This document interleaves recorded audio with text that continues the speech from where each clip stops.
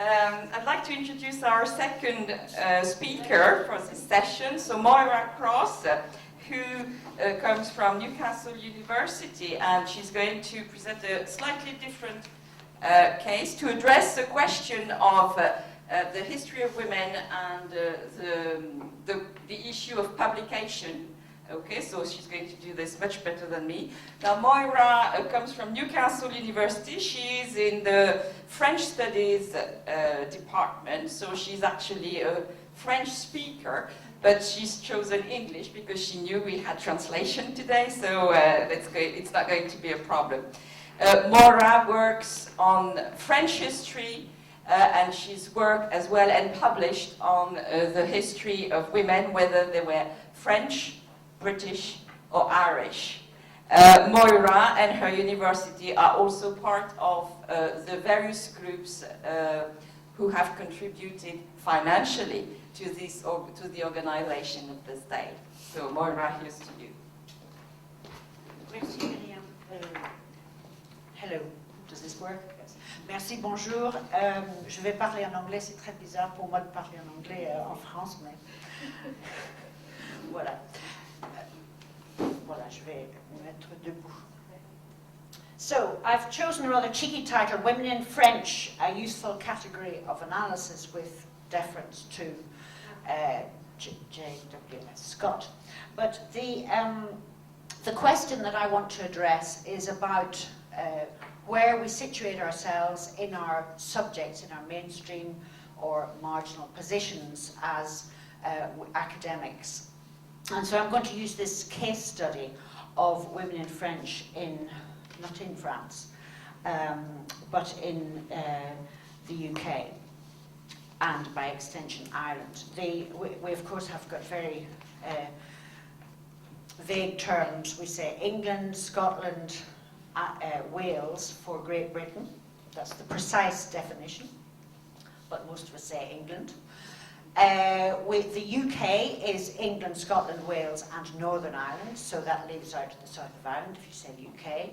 If you say the British Isles, you offend the Irish, so I'm going to probably jump all over the place in those terms, but I work in an English university as an Irish woman teaching French. So my first slide, in fact, is just a piece in French. I have to sit down to read this. En France, vous avez la création quand même du journal Clio, qui a cherché à fonder un lieu d'échange intellectuel dans la discipline historique sur les publications de genre. Donc c'est la question de genre telle qu'elle est exprimée en France, c'est quand même différente chez nous par structure d'institutions universitaires, par structure de discipline. Et moi, je dirais qu'en France, vous parlez beaucoup plus de stratégie dans la question d'études de genre. Mais quand même, l'enjeu, c'est le même, c'est de faire une place aux femmes dans une discipline qu'on considérait privilégiée il y a 20 ans, il y a 30 ans. Et en Angleterre et en Irlande, enfin au Royaume-Uni, Irlande, on a le même désir de créer un soutien, un espace pour les femmes, donc de faire de la discrimination positive, de promouvoir les égalités de chances comme vous souhaitez tous et toutes en France. Et donc, je vais parler de la conséquence de ce désir, de cette nécessité de créer ces espaces vis-à-vis de Women in French, ça s'appelle With UK, et de l'association dont je suis la présidente, Association for the Study of Modern and Contemporary France, et notre journal qui s'appelle Modern and Contemporary France. Et il y a ce que j'appellerais une alliance d'entraide mutuelle. So, well, that's a summary of what I'm going to say. Now, I also found, when I was looking at our past, I found the book, the author being Anne-Marie d'Ardignac from 1978, talking about la presse féminine, but of course la presse féminine as in the general female, feminine press, which we don't work on. I don't think there's this is the same category at all in terms of the press, but of course millions and millions of people buy these kinds of journals. But what I think this definition, or this explanation of what the role of the female press to keep females oppressed and in their place, is quite interesting to show us how far we've come from in the studies of our consciousness of being women, our consciousness of our oppression of being women, our consciousness of our oppression of being women in academic institutions, and being academics, being students, teaching courses where there is a majority of females. And I think that we are doing, in all our journals, whether it's on this side of the channel or on the other side, we're all trying to work on our consciousness of power, consciousness of power structures, and consciousnous of the history of that, of ourselves in society. So I just thought that was an interesting reflection on what we're not doing. So I come to the question of what is French studies? Why am I talking about women in French? Now, is it a discipline? Is it something that is easily defined? No, it isn't. So I'm going to try and give an explanation and a summary of the context of French studies from where we have the phenomenon of women in French studies. And in the countries that I've mentioned, from Oxford right up to Durham, to Edinburgh, to across to Ireland, there are some very old established institutions that have taught French. And but something happened in the second half of the 20th century to break up the tradition of the way we taught French and the kinds of subjects that were taught. And the changes, which I'm not going to go into in great detail, part of the changes came from the impetus of what happened in women's studies elsewhere. The impetus for change also came from the generation of new universities. So we have the very traditional universities. I've only named the ones in England. But we have the very traditional university network. Then we have the new universities and polytechnics, which created new ways of looking, and in this case, new ways of looking at France. And we had new combinations. Area studies became a very critical word, where you had interdisciplinary crossing over into the social sciences of language students and language academics, history, geography, cultural studies, and of course, media, cinema, post-colonial were alongside feminism, gender, and queer studies. So the question of women in French is part of a very wide gamut of other subjects, as well as the study of feminism, gender, or the history of women. Am I going too fast? And one of the ironic things is that one of the biggest demands for changes from the study of literature from the Middle Ages onwards, and I'm talking about the literature of France, came from the students themselves, many of whom don't wish to open a book on French literature. So what do they study? So French studies and gender studies from the 1980s onwards, this conjoncture, this new context, is that women in French grew out of this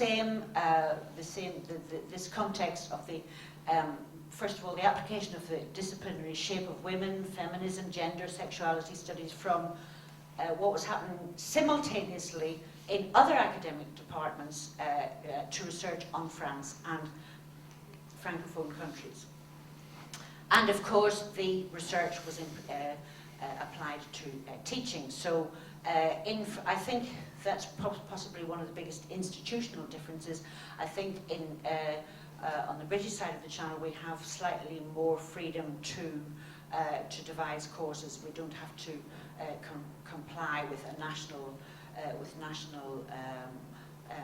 boards for approval. That I put on a course on gender, religion and politics in Newcastle.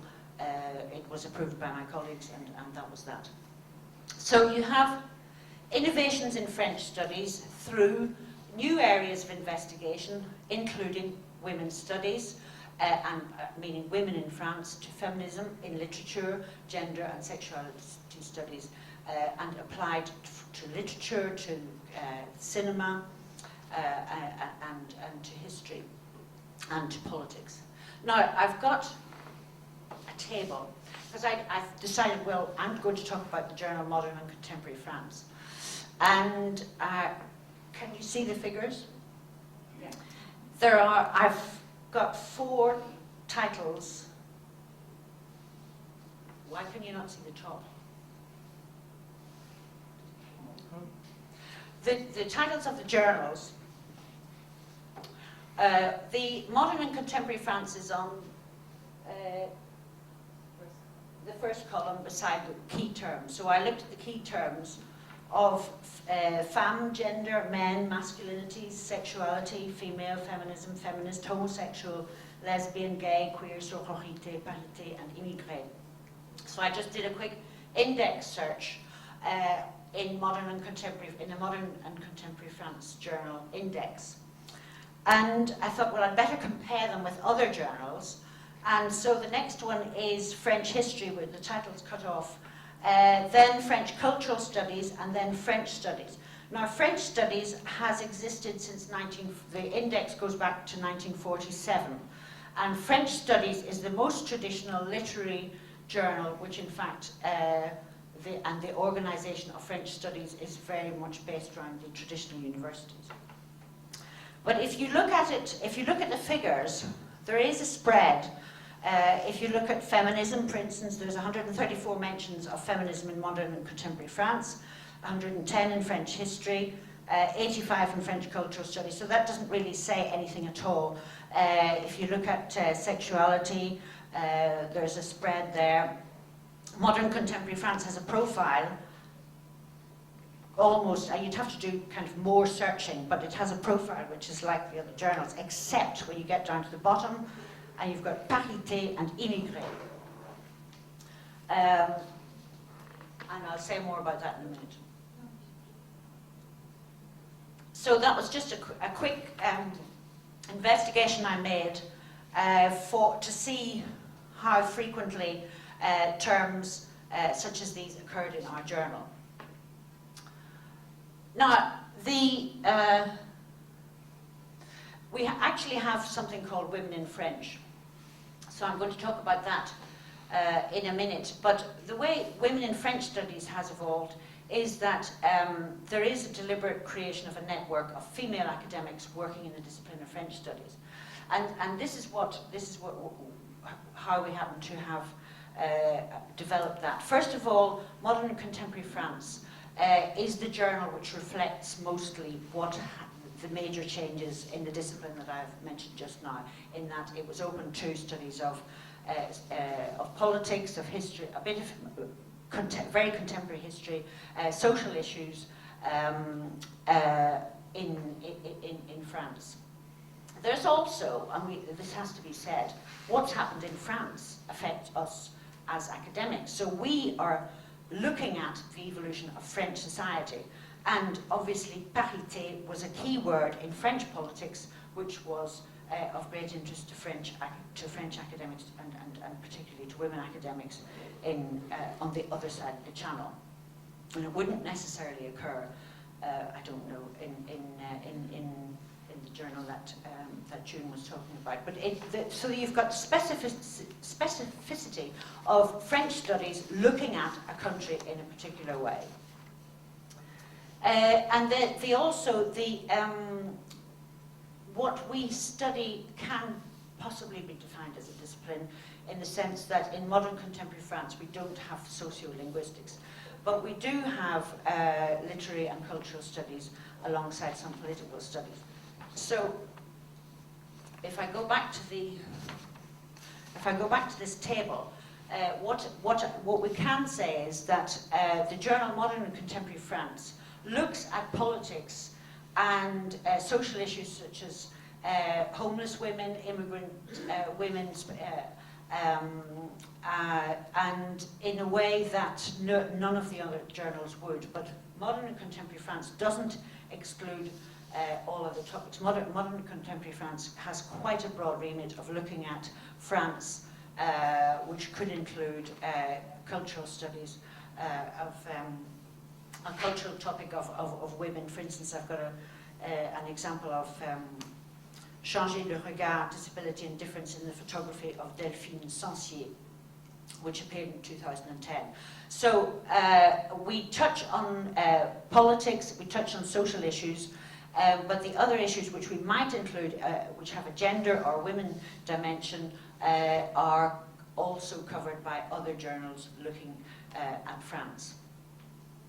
So what I want to do now is just talk about the question of women in French as a body, as an organisation. And this arose from the feeling of invisibility, the feeling of powerlessness in existing university organisations, and especially conferences. I think conferences were the places where there was debate, where there were people saying we must do something. And I'll give you some names in a minute, but the idea was there was a conscious and collective effort on the part of women academics to create a space of solidarity for women, to debate on gender power relations in university, although again that's the most informal part, and that rarely appears in print, which is quite interesting. That the question of strategy, the question of how to promote the topic of gender or of women doesn't get discussed as much, for instance, I think, as it does in France. And obviously organising conferences to share research findings on specific areas of French studies relating to women, that was one of the ambitions. And I should have said to publish these findings as well. That was, but I'll come to that in a minute. So just to briefly mention, there's also Women in French in Scotland. And I've put as a reminder to myself, if there is a controversial issue at the moment, and it crops up every now and again, they are women-only events. Sometimes there are complaints that this is no longer relevant, that we don't need it anymore. Sometimes people are very hurt by their exclusion of. So that's a question that has arisen.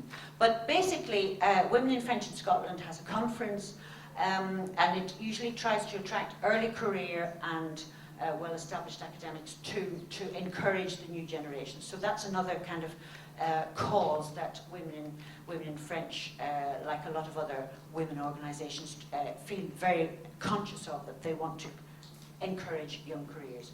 And I've given you a website of the Women's Library in Glasgow, which often hosts women-only events, if anybody is interested in looking at that further. Now, I'm coming now to the specific Women in French UK organisation, which is a subgroup, it's a formal subgroup now of my association for the study of modern and contemporary France.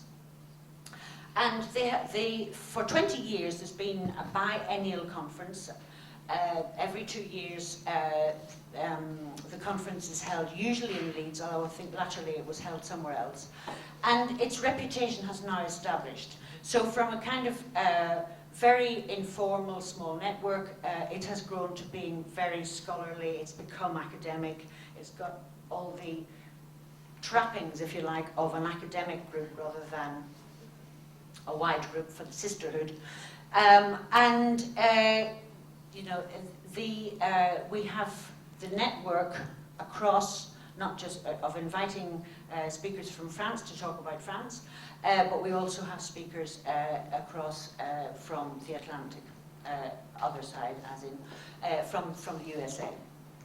So there has been a significant growth in the quality of the outputs, the publications, and they are usually freestanding. They're not part of the journal. So you've got this organisation which has its journal, which produces articles on politics, in its journal, articles on women in politics, articles on sexuality, whatever topic, within the mainstream. There's no separate section for any women's studies in the journal, but we have this subgroup, this self-contained, if you like, separate area of operation where women in French can meet, and they then go on to produce publications. The question of women in French in university networks in Britain depends on the strength, obviously, of French studies in Britain, and that's another. We've had a decline. We've had closures of French departments. We've had closures of language departments. But at the same time, the innovative studies in the curriculum are very much part of no self-respecting French department would be without some colleague who works on one aspect of women, whether it's women in politics, women in the economy, women in social issues, history of women in metropolitan France, the Francophone world, women in queer studies, lesbian studies, etc., and women in post-colonial studies. So there isn't a limited area where women in French studies, I mean, this is how wide French studies is, covering all those areas. There is a sister organisation in the USA. I've found it quite difficult to find examples of their publications, but Women in French USA are a subgroup of the Modern Languages Association. Just to give you some facts about the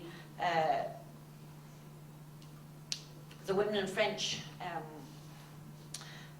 network. I mean, we're talking about a network that is associated with several women in particular, and one woman in particular who's been very proactive. And there's the question of succession. I think that's common to, I think, a lot of organisations that grew up and adopted a pattern and then needed to renew. And I've put up the names of pioneers. I've also put up the name of the place because it's quite an exciting place. In fact, it's a very exciting place, and there's a definite move to have a sort of a lifestyle balance to this event. Ilkley in Yorkshire has a special format. There's always a walk on the moors in Bronte country, and it's built into the conference, and it's kind of, at the time it was very revolutionary because it wasn't yet another session on papers. And it was a question of, alternative ways of talking to one another, alternative ways of relating to one another. And the pioneers, we've had a terribly bad, unfortunate luck with losing many of our leading academics. Jill Forbes, Claire Dutchin, and Elizabeth Falaise died, far too young, and they were pioneers in bringing in women in French into the curriculum. Maggie Allison is the mover and the shaker behind this biannual event, and she has retired. And I don't know who has the energy in this new kind of circumstances in British universities, who is going to have the energy and the drive to keep this organisation going. But it's a very well worth event, and if you get an invitation to speak there, I would accept it. And here's the picture of the hall. It's in Hinsley Hall, Leeds. There's the cherry blossom out, and something to look forward to in May. And there's a picture of the moors of Yorkshire, where we go for a walk. And if you don't like walking, you can go for a cup of tea in Betty's tea shop. So it is a very congenial atmosphere. It's supportive, encouraging, positive. And here I'm finally coming to the publications, and this is my last part if I'm running out of time. The thing about these conferences, the quality is so good that usually it has resulted in a publication, and this is one where I contributed to. So did Shan Reynolds, who's in in this room. And it was edited by Diane Holmes and Carrie Tarr, and it was published by Bergham in 2006. So it's a freestanding book. It has nothing to do with the Journal of Modern and Contemporary France. So that's what I mean when I say that these are not journal publications, but they're academic book publications. And the themes: feminism and the feminists, new technologies, bicycles, etc., new women, women in the spectacle, women writing and reception, colonized and other women. That was all around women in France in the 1900s.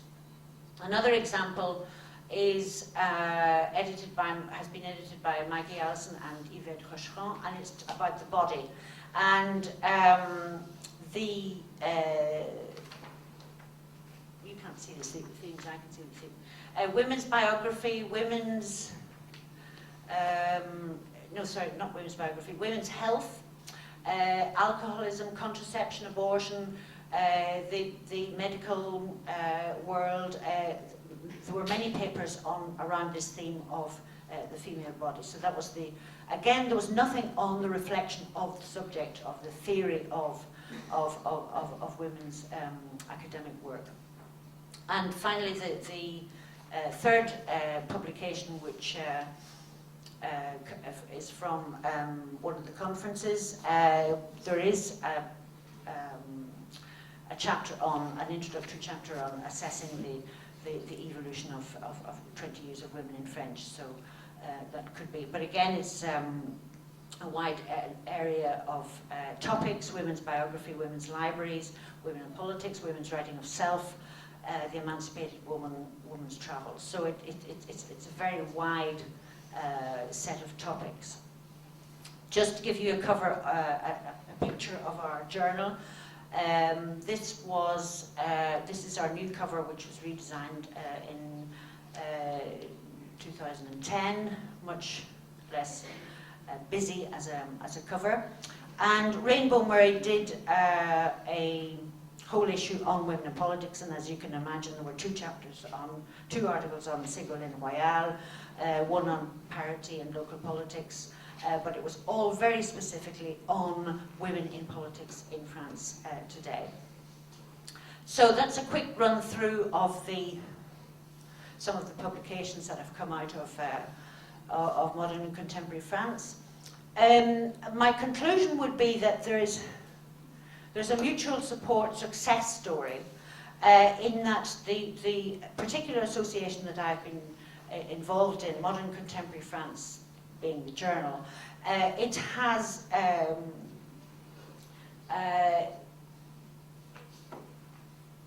it owes a lot to the growth of women's studies, the growth of feminism, the success of women academics.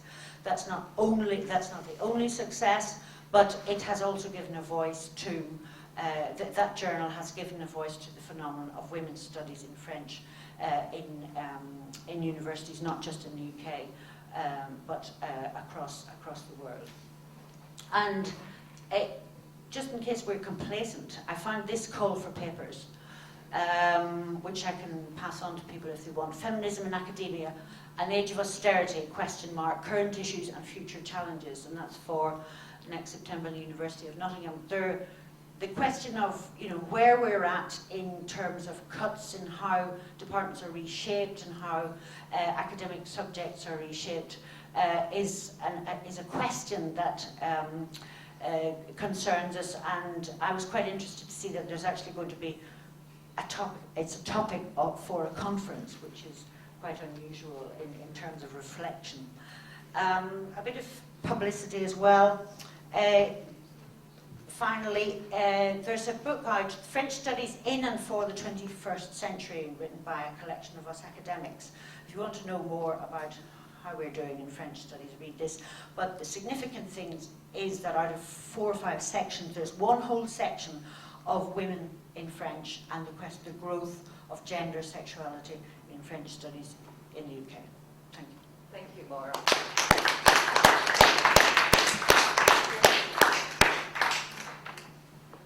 Alors nous arrivons pas tout à fait à la fin de la première session. Je vais demander à June de revenir s'installer ici et nous avons du temps pour les questions de la salle, comme c'est indiqué sur le programme. Donc je vous invite à poser vos questions. Je vous rappelle que vous choisissez la langue que vous voulez. Nous avons nos traductrices qui vont faire le travail de communication si nous ne savons pas le faire. Donc allez-y.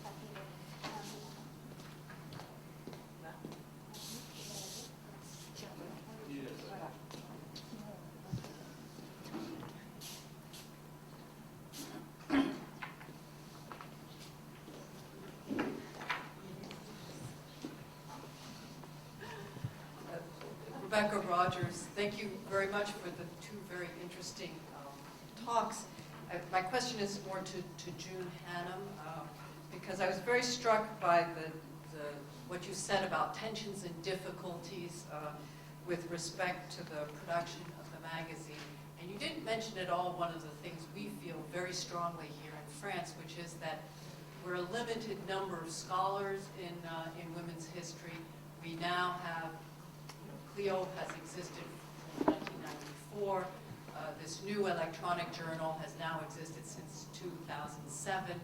And those of us who are involved in this new electronic journal feel that it would stretch very, very thin in terms of people willing to invest in getting postdoctoral students to submit articles and all of the work required to get it out. Is that not an issue, even though in Britain you have Women's History Review, you've got Women in French, you've also got Gender in History?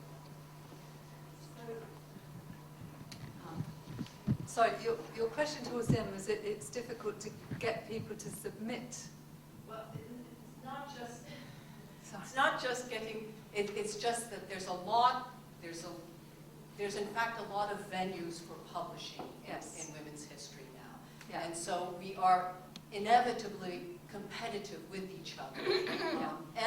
But the real issue for me is that there's not enough of us willing to run or willing to put the time into making these work. I mean, all of it is done in addition to everything else we have to do. Yes. Yeah. No. I mean, I think that's absolutely true. But I'm not sure it just relates to, say, doing women's history. I think it's part of that academics have an enormous amount to do, whether they're male or female in universities at the moment. I mean, I'm not sure, I don't know, perhaps some of the other editors can talk about that as well.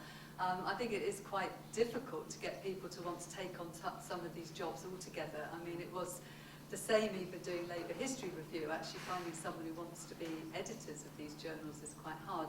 I think it's going to get more difficult because there's a whole mass of people like myself and other people in this room who started off years ago when there was very little women's history and then found that women historians got more established in universities, and actually there were a whole load of professorships that women ended up getting, but now they're all retiring and leaving, and I'm not sure how far there's much space. I don't know if Mel thinks the same.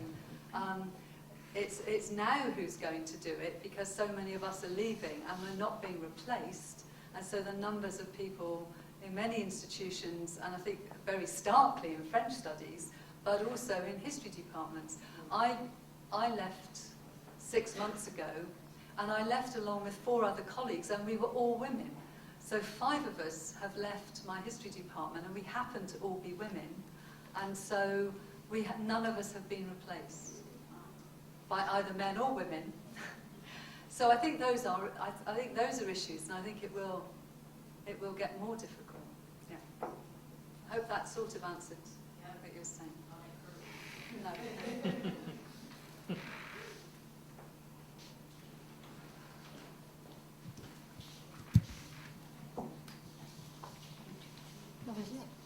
Oui, moi je voulais poser la question à toutes les deux, si vous aviez senti l'évolution de la réception de l'histoire des femmes et du genre dans le milieu universitaire des historiennes, des historiens. Est-ce que vous avez l'impression qu'il y a une marginalité moins importante? Est-ce que c'est mieux accepté? Est-ce qu'il y a plus d'échanges avec le milieu académique.